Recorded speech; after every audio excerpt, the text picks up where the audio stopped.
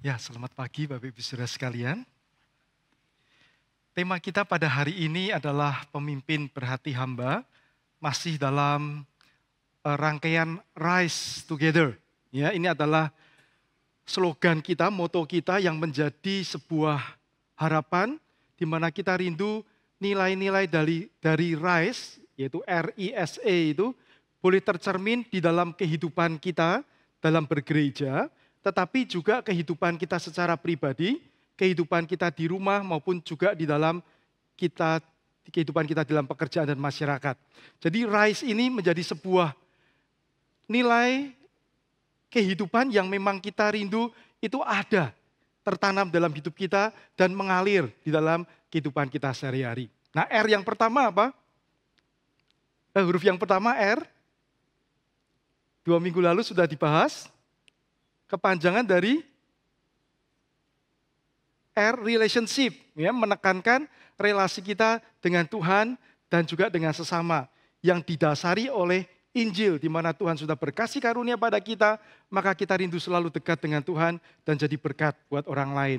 Kemudian I, innovation, ya, artinya bahwa kita ingin terus maju berkembang, di mana kita tahu bahwa ketika kita ada, gereja ada, dan setiap kita hidup di dalam dunia ini dengan tujuan yang Tuhan berikan kepada kita, dan dunia terus berubah, bagaimana kita menjadi orang yang bisa relevan dengan zaman, gereja yang relevan dengan zaman, harus inovasi, tetapi kita tidak kehilangan apa yang menjadi hal yang esensi, yang mendasar di dalam iman Kristen. Nah, hari ini kita akan melihat tentang yang R, yaitu yang S, yang servant leaders atau servant leadership. Nah, sebelumnya kita akan baca firman Tuhan dari Lukas pasal 22, ya, untuk mendasari kita. Lukas pasal 22, ayat 24. Nah, saya akan bacakan untuk Bapak Ibu Saudara sekalian.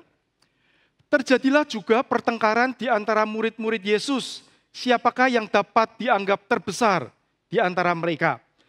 Nah, kalimat ini ada di dalam perikop yang dikasih judul percakapan dalam perjamuan terakhir. Jadi perjamuan terakhir di mana Yesus pada malam itu akan di Taman Getsemani dan kemudian ditangkap untuk disalibkan besok paginya. Nah, malam itu mereka makan bersama. Nah, pada waktu makan bersama, mereka kemudian berdialog dan terjadi pertengkaran. Ya. Terjadilah juga pertengkaran di antara murid-murid Yesus, siapakah yang dapat dianggap terbesar di antara mereka. Yesus berkata kepada mereka, raja-raja bangsa-bangsa memerintah rakyat mereka, dan orang-orang yang menjalankan kuasa atas mereka disebut pelindung-pelindung. Tetapi kamu tidaklah demikian, melainkan yang terbesar di antara kamu, hendaklah menjadi sebagai yang paling muda, dan pemimpin sebagai pelayan. Sebab siapakah yang lebih besar, yang duduk makan atau yang melayani? Bukankah dia yang duduk makan, tetapi aku ada di tengah-tengah kamu sebagai pelayan. Nah, saudara, pada waktu kita bicara soal pemimpin berhati hamba, itu juga istilah yang sama, pemimpin yang melayani atau servant leadership, itu sama, kurang lebih membahas hal yang sama. Nah, tetapi ketika kita bicara pemimpin yang melayani, ini sesuatu yang nampaknya kontradiktif, betul tidak?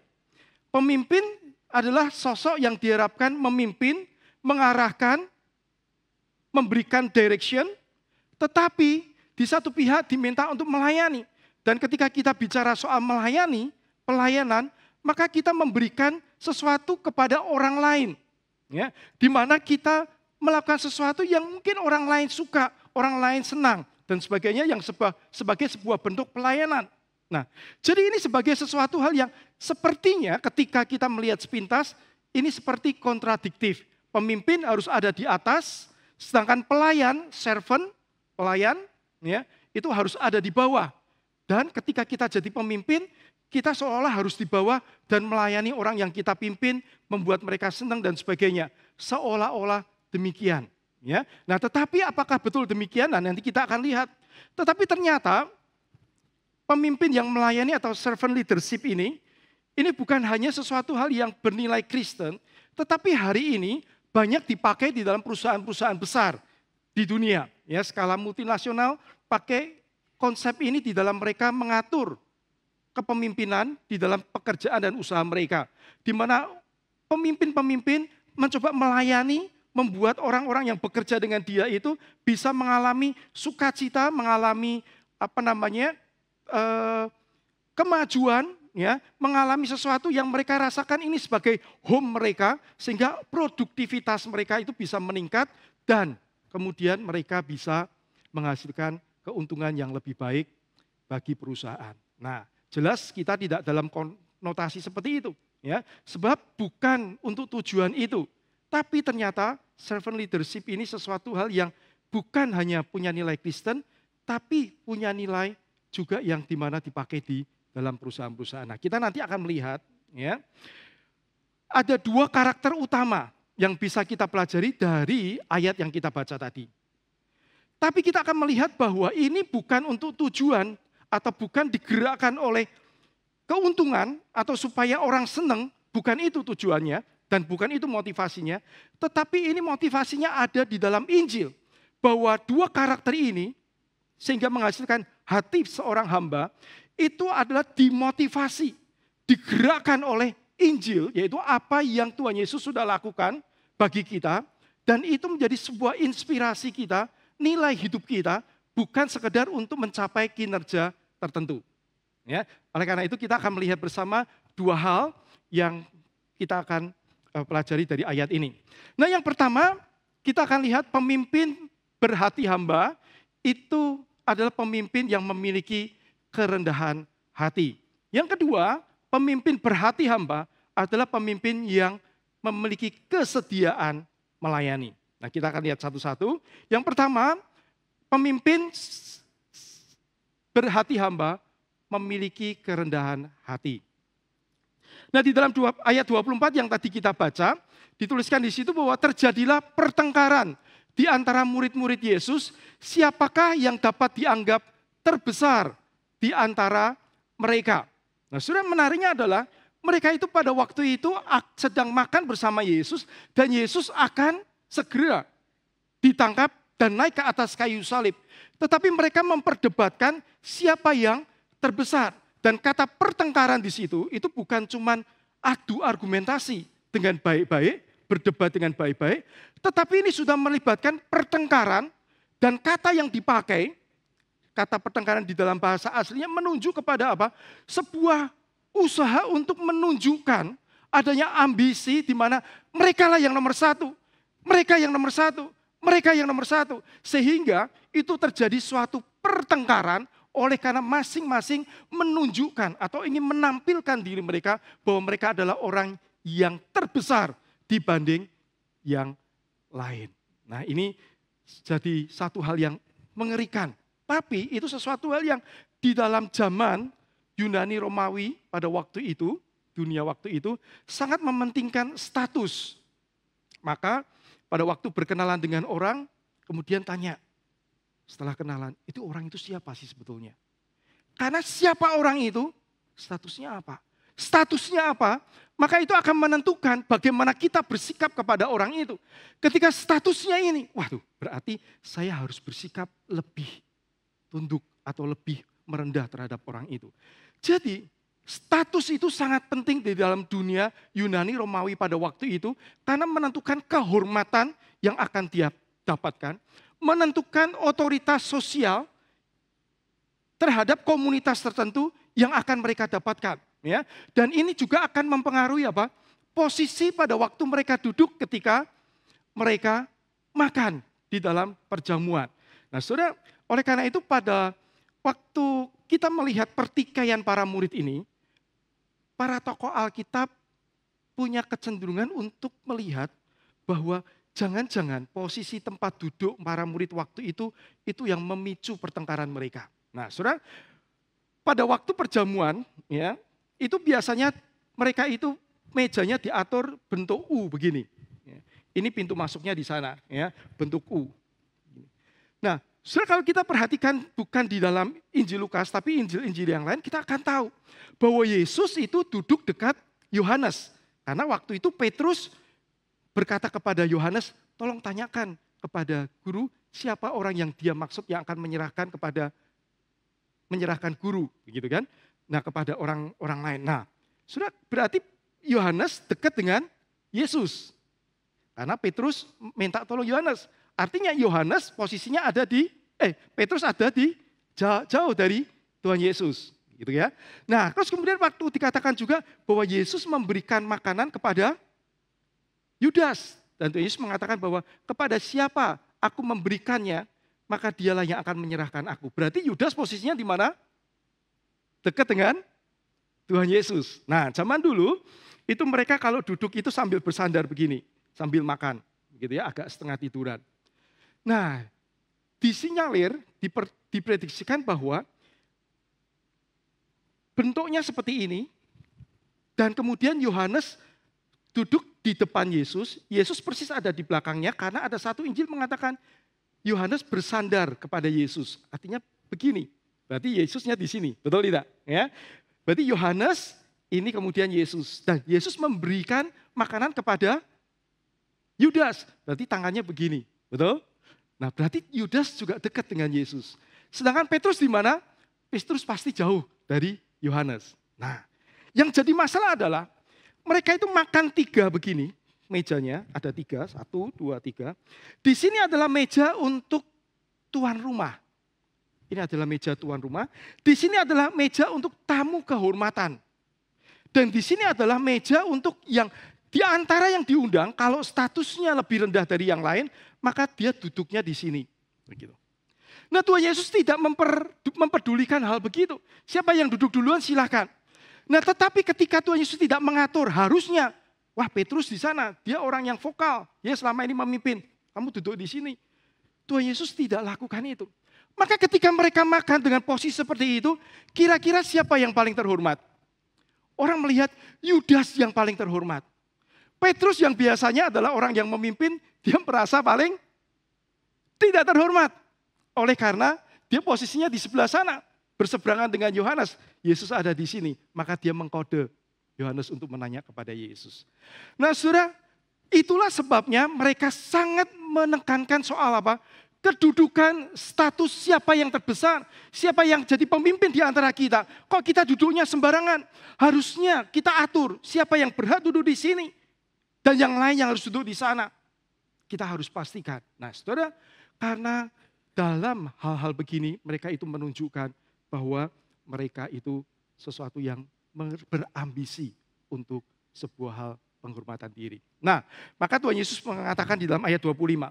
Yesus berkata kepada mereka, raja-raja bangsa-bangsa memerintah rakyat mereka dan orang-orang yang menjalankan kuasa atas mereka disebut pelindung-pelindung.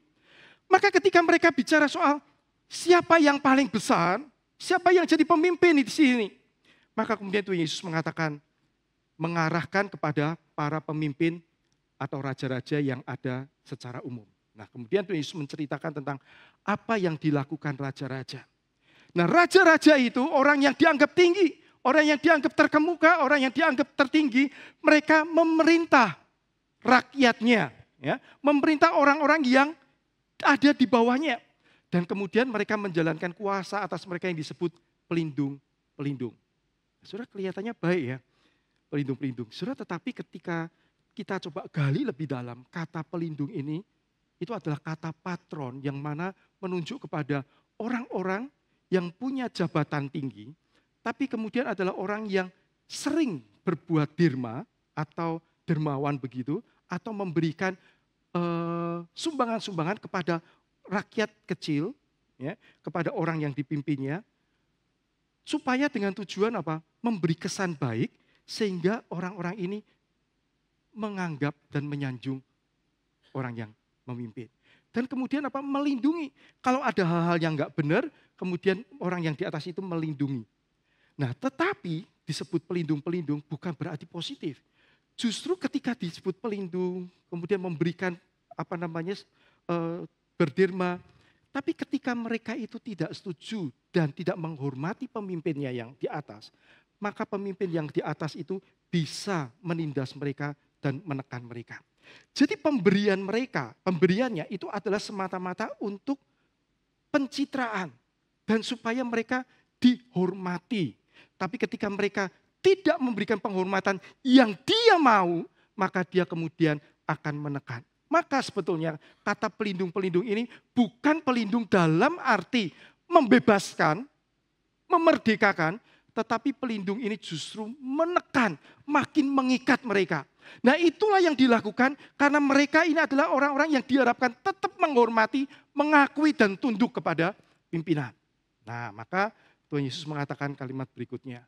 Ya, sebelumnya dikatakan bahwa kita lihat bahwa mereka ini dikuasai oleh kesombongan hati dan ambisi pribadi. Kalau mereka ingin jabatan yang tinggi. Maka Tuhan Yesus mengatakan, tetapi kamu tidaklah demikian. Melainkan yang terbesar di antara kamu hendaklah menjadi sebagai yang paling muda dan pemimpin sebagai pelayan. Jadi saudara pada waktu kemudian Tuhan Yesus mengatakan, ini adalah raja-raja. Tapi tidaklah demikian dengan kamu. Yang terbesar di antara kamu hendaklah menjadi yang paling muda. Artinya Tuhan Yesus ini menekankan bahwa pemimpin hendaklah menjadi yang paling muda. Maksudnya apa ini? Ya. Nah dalam konteks ini kata neoteros, maka saya kasih tebel, neo itu baru, ya, neo baru, artinya apa? Sesuatu hal yang baru. Kalau kita katakan baru mulai kerja, berarti menunjukkan kita belum punya pengalaman kerja. Gitu kan? Artinya orang yang baru, orang yang muda bukan hanya secara fisik, tetapi lebih menuju kepada status sosial oleh karena umur mereka. Mereka tidak dipandang oleh orang-orang yang lebih tinggi, yang lebih tua, dan mereka tidak punya otoritas untuk memerintah atau memberikan order tertentu kepada orang yang lebih tua. Nah, sehingga mereka adalah orang yang tidak dianggap penting dan mereka tidak mendapatkan penghormatan karena mereka adalah orang yang masih muda. Saudara, apa yang mau Tuhan Yesus tekankan di sini adalah bahwa kalau sebagai pemimpin kita perlu punya hati yang demikian. Bukan berarti kalau gitu kita pemimpin tidak boleh punya pendapat. Kita mengikuti pendapat banyak orang. Enggak begitu juga. Tapi artinya adalah apa? Ini dikontraskan dengan para raja dan pelindung tadi. Yang mana mereka adalah ketika menjabat mencari kehormatan, mencari pengakuan, mencari kewenangan untuk bagaimana mereka bisa dijunjung tinggi. Dan kalau tidak, mereka akan menindas. Dan Tuhan Yesus mengatakan, ketika kamu jadi pemimpin, bukan itu yang harus menjadi hatimu. Kamu tidak perlu menjadi itu. Tapi justru dengan rendah hati, bukan dengan keinginan untuk diakui, dihormati, dan sebagainya. Bukan untuk itu kamu memimpin. Nah saudara, maka kalau kita lihat Tuhan Yesus menggunakan istilah yang paling mudah, itu untuk menunjukkan kerendahan hati yang radikal. Jadi dia tetap pemimpin, dia mengarahkan, dia menolong, tapi dia bukan berarti mencari kehormatan untuk dirinya sendiri, mencari sesuatu ambisi untuk dirinya sendiri. Nah, itu yang mau ditekankan oleh Tuhan Yesus. Sikap hati yang bukan untuk memerintah dan menguasai, serta tidak merasa orang harus menghormati dia. Jadi, ini lahir bukan karena dia tidak jadi pemimpin, tapi justru dia pemimpin dan dia tidak lagi membutuhkan penghormatan, pengakuan dari manusia. Kenapa? Karena faktor ini. Ya. Nah, saudara, kalau kita lihat sistem dunia dan sistem Injil. Kalau kita bicara sistem dunia, di mana kita harus berprestasi,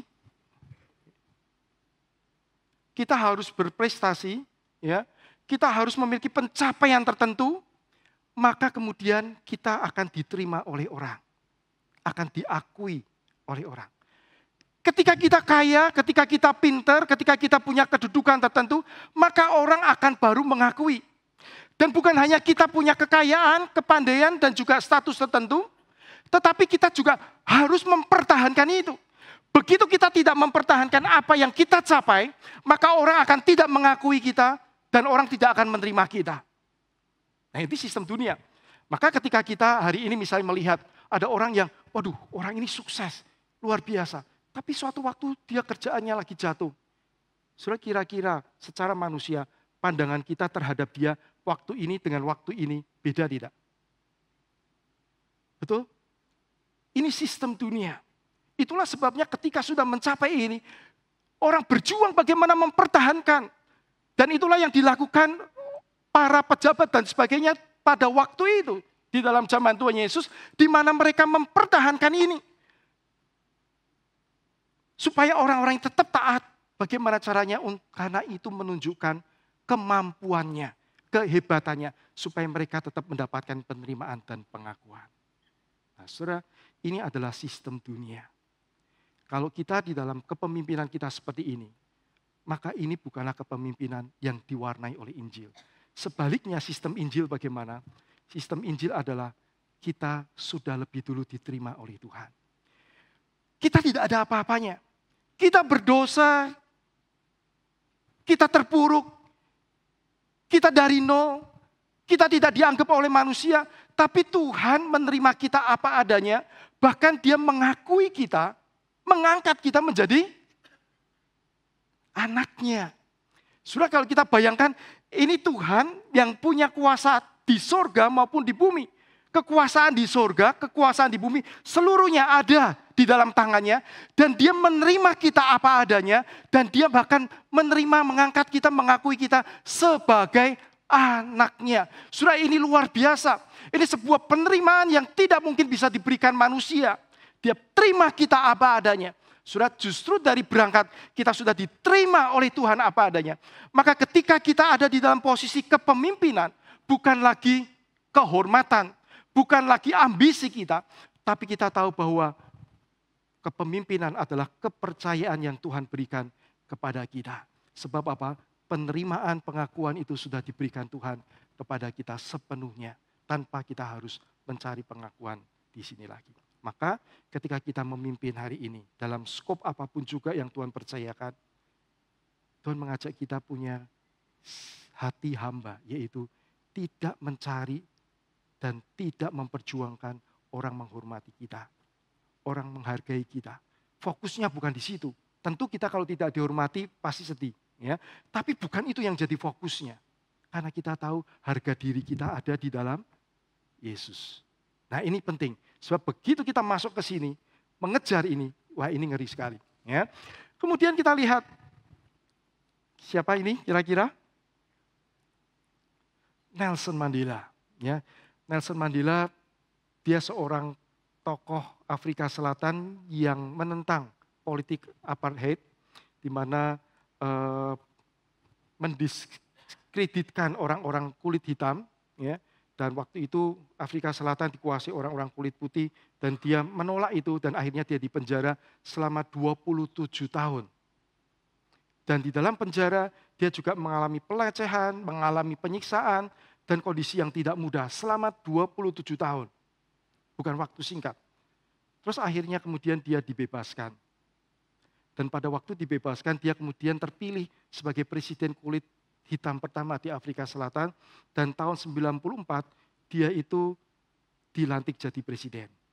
Dan pada waktu dia dilantik, dia sengaja mengundang 3 sipir atau 3 penjaga penjara yang dulu juga memperlakukan dia dengan tidak baik.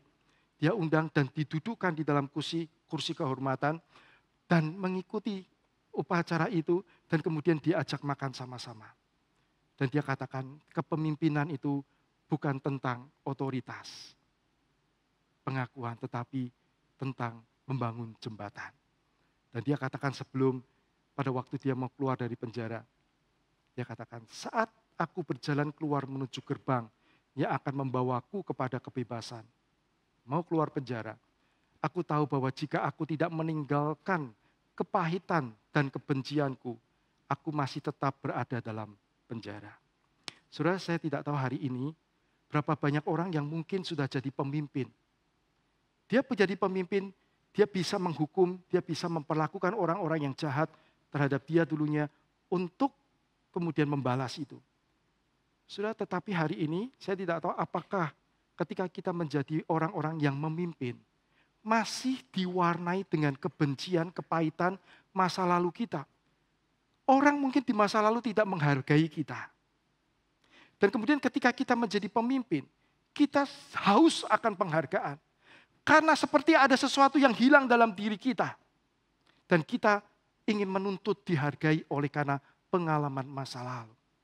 Saudara, ketika kita melakukan ini, maka sebenarnya Injil tidak betul-betul hidup di dalam hidup kita. Maka tema kita tahun ini Gospel in Life itu sangat penting. Bagaimana apa yang dilakukan Yesus dalam hidup kita itu sesuatu yang memang benar-benar kita hayati. Dan dia sudah menerima kita apa adanya. Memang orang menolak kita, orang merendahkan kita. Tapi Tuhan menerima kita apa adanya dan itu cukup bagi kita. Kita tidak perlu menampilkan diri.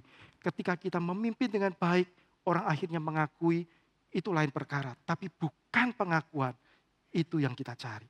Nah saudara, ini yang Tuhan ingin tekankan kepada para murid pada waktu menjadi pemimpin.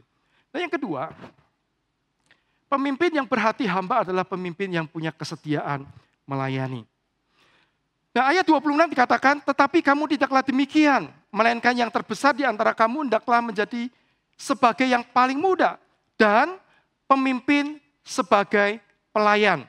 Nah kata pelayan ini menggunakan kata diakonos yang dulu kita pakai zaman dulu ada majelis itu penatua, tua-tua dan diaken. Ya, diaken ini berasal dari kata diakonos. Nah sudah diakonos itu adalah seorang yang melayani meja. Itu istilah sehari-hari yang ditujukan kepada orang atau seorang hamba yang melayani tuannya. Menyediakan makan, dan mengatur semua pada waktu tuanya itu makan. Nah sikap ini adalah sikap yang mana diperlukan kerendahan hati dan juga sikap untuk fokus. Bukan untuk orang lain melayani, tapi bagaimana melakukan sesuatu yang berguna bagi orang lain. Nah saudara kalau kita lihat pelayan meja, misalnya pada waktu kita fine dining atau tempat di restoran ya. Saudara ada orang yang khusus yang akan memperhatikan dan melayani meja kita. Dia akan lihat kalau misalnya kita serbetnya jatuh, dia akan ambilkan yang baru, ambil kasih serbet. Ya. Kalau dia lihat bahwa minuman kita mulai habis, dia akan bantu tuangkan. Kalau dia lihat makanan menu pertama sudah mau habis atau sudah mau sudah mulai dimakan oleh semua, yang kedua mulai mau dikeluarkan, disiapkan. Jadi saudara, orang yang melayani ini adalah orang yang dia fokus kepada apa yang dipercayakan kepada dia. Dan dia siap melakukan sesuatu yang dibutuhkan. Dan bagaimana itu merupakan sesuatu untuk membangun dan menolong orang lain juga. Nah sikap ini adalah sikap yang Tuhan ingin di dalam kehidupan pemimpin. Sebagai orang yang berhati hamba. Nah dikatakan dalam ayat 27, sebab siapakah yang lebih besar yang duduk makan atau yang melayani? Bukankah dia yang duduk makan, tetapi aku ada di tengah-tengah kamu sebagai pelayan. Nah, saudara, Tuhan Yesus membandingkan begini. Siapa yang lebih besar, yang duduk makan atau yang melayani? Jawabannya sudah pasti, ya kan? Yang duduk makan, bukan yang melayani. Tapi kemudian Tuhan Yesus mengatakan, tapi aku di sini ada untuk melayani. Nah, ini menunjukkan apa? Menunjukkan bukan hanya kerendahan hati, tapi untuk menunjukkan bahwa dia tidak peduli soal besar atau kecil. Yang dia fokuskan adalah, apakah apa yang menjadi peran saya di sini dan saya lakukan. Dan itulah yang Yesus lakukan. Ya. Jadi dia tidak memperdebatkan soal siapa yang lebih besar dan sebagainya. Tidak. Buat dia adalah apa yang diperlukan saya lakukan. Dan itulah yang menjiwai di dalam Injil Tuhan. Ya. Nah itulah kalau kita lihat, Yesus tidak meniadakan kepemimpinan. Dia tidak meniadakan kepemimpinan bukan berarti pemimpin tidak ada, ya, tetapi pemimpin tetap ada, tetapi mengubah fondasinya. Bukan untuk menguasai, tapi untuk melayani dan memberdayakan. Nah saudara ini penting sekali, memberdayakan. Artinya mengangkat orang. Maka ini kalau kita di rumah, baik kita di dalam pekerjaan, dimanapun juga, peran kita sebagai pemimpin Tuhan harapkan untuk bisa memberdayakan orang lain. Artinya orang-orang yang mungkin hari ini kerja dengan kita sebagai orang kerja serabutan. Ya, yang penting dia ada kerjaan sudah. Tapi dia kerjakan dengan baik. Kita amati, kita lihat. Kita perhatikan. Dia bisa kerja dengan baik, tanggung jawab, rapi. Kita kasih kesempatan untuk kesempatan kepercayaan yang lebih untuk dia bisa berkembang. Dan itu akan berefek kepada kesejahteraannya. Begitu juga di rumah kita bukan hanya memerintah anak-anak kita, tetapi kita memberi teladan. Kita memperhatikan, memberikan waktu kepada mereka. Maka dikatakan tadi di dalam ayat itu, aku di tengah-tengah kamu untuk menjadi pelayan. Artinya kehadiran kita itu juga sebuah pelayanan kita. Hadir di tengah-tengah keluarga kita, ngajak bicara anak kita, tidak mendiktekan semua seperti apa yang kita mau, tapi menolong mereka untuk kenal Tuhan secara pribadi. Bukan tidak boleh ini, tidak boleh itu, tapi ajar mereka kenal Tuhan secara pribadi. Mereka berjalan bersama Tuhan. Sehingga satu titik mereka bisa menentukan sendiri apa yang benar, apa yang salah, dia bersama dengan Tuhan. Saudara, peran kita sebagai orang tua adalah seperti itu. Menolong dia untuk mengambil keputusan sendiri bersama Tuhan. Sehingga dia makin besar, dia bisa memutuskan sendiri dan bertanggung jawab atas keputusannya. Dan itulah peran kita sebagai orang tua. Memberdayakan anak kita. Memberdayakan orang-orang yang kita pimpin. Begitu juga di dalam gereja. Kita perlu untuk menolong memberdayakan. Ketika kita lihat baik di dalam kepengurusan, di dalam tim-tim pelayanan, ada orang yang baru melayani, kita dampingi untuk dia bisa melakukan tugasnya dengan baik. Setelah didampingi, kita beri kepercayaan lebih kalau dia sudah bisa kerjakan dengan baik. Dengan begitu, mungkin orang yang tidak disangka, yang tidak kelihatan mungkin selama ini, tapi kemudian kita lihat bahwa dengan pelayanan kita, pendampingan kita, dia adalah jadi orang yang semakin dipakai Tuhan, semakin jadi berkat buat orang lain. Amin. Saudara, ini adalah satu hal yang Tuhan rindukan. Tuhan tidak meniadakan kepemimpinan, tapi mengubahnya dari menguasai menjadi melayani dan memberdayakan. Nah, karena itu anak manusia juga datang bukan untuk dilayani, melainkan untuk melayani dan untuk memberikan nyawanya menjadi tebusan bagi banyak orang. Jadi di sini fokusnya adalah bukan saya melayani supaya dilihat orang, diakui oleh orang. Saudara, kalau kita ngomong rendah hati melayani, bisa enggak? Orang bersikap rendah hati, orang bersikap melayani, lakukan ini, itu, tapi dengan tujuan untuk dihormati dan dengan tujuan untuk dipandang orang. Bisa tidak? Sangat bisa. Saudara, tapi ini di dalam hati. Tuhan Yesus menekankan hati, bukan pelayanannya. Hatinya, yaitu hati yang tidak berpikir lebih besar atau tidak dari orang lain. Saya dianggap besar atau tidak oleh orang lain. Bukan itu yang utama. Yang utama adalah Tuhan, Engkau sudah menyelamatkan aku, sekarang apa yang Tuhan mau untuk saya lakukan, itu yang saya lakukan dan fokuskan ke situ untuk menolong orang lain juga. Maka kalau kita lihat di sini, sistem Injil ini berlaku. Ketika kita memahami bahwa kita adalah orang yang sebetulnya tidak layak di hadapan Tuhan, tetapi Tuhan telah melayani kita. Dia yang adalah raja di atas segala raja, dia yang adalah pencipta dunia ini, dia mau datang ke dalam dunia, yang Pak Paul tadi sampaikan, ya, bahkan mau menjadi manusia mati di atas kayu salib, untuk siapa? Untuk saya, artinya dia datang untuk saya, artinya dia datang menderita untuk siapa? Untuk saya, supaya apa? Supaya saya kembali memiliki relasi dengan Allah, artinya menjadi manusia, seperti manusia yang Tuhan harapkan di awal, yaitu punya relasi dengan Tuhan. Menjadi manusia yang penuh dengan sukacita, penuh dengan damai sejahtera menjalani hidup ini. Oleh karena ada bersama-sama dengan Tuhan dalam relasi yang baik. Itu yang Tuhan mau. Dan Tuhan rela untuk melakukan itu untuk kita. Dan ketika kita tahu bahwa Tuhan sudah menerima kita sepenuhnya seperti ini, maka ketika Tuhan memberikan tugas kepercayaan sebagai pemimpin, dalam kapasitas apapun juga yang kita terima pemimpin, maka kita meneladani apa yang Tuhan sudah berikan. Dan kita mengingat bahwa ini adalah karakter atau nilai dari Injil. Yaitu bahwa saya dipercaya oleh Tuhan. Dia yang sudah lebih dulu memberi diri. Maka saya juga akan menolong orang lain yang saya pimpin untuk mengenal Tuhan. Untuk juga bertumbuh menjadi dia yang terbaik. Nah saudara, ini bukan untuk produktivitas, bukan.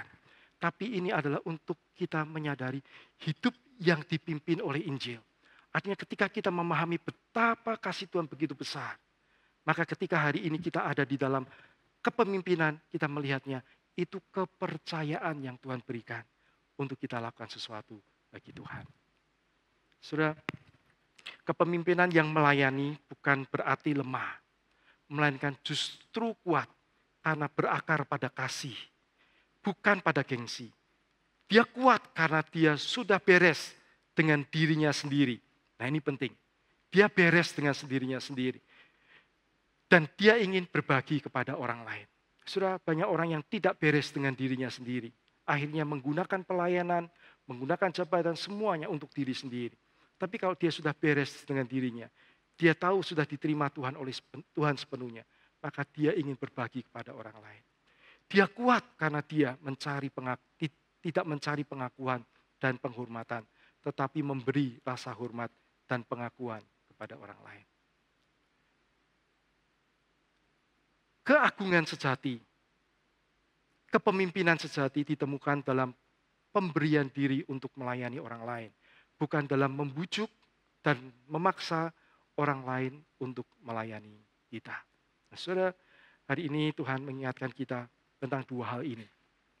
Pemimpin berhati hamba, ini dibangun oleh karena apa yang sudah Yesus lakukan bagi kita. Sehingga kita belajar ketika hari ini Tuhan percayakan, kita punya kerendahan hati. Rendah hati artinya apa? Bahwa bukan status pengakuan orang lain yang kita pedulikan.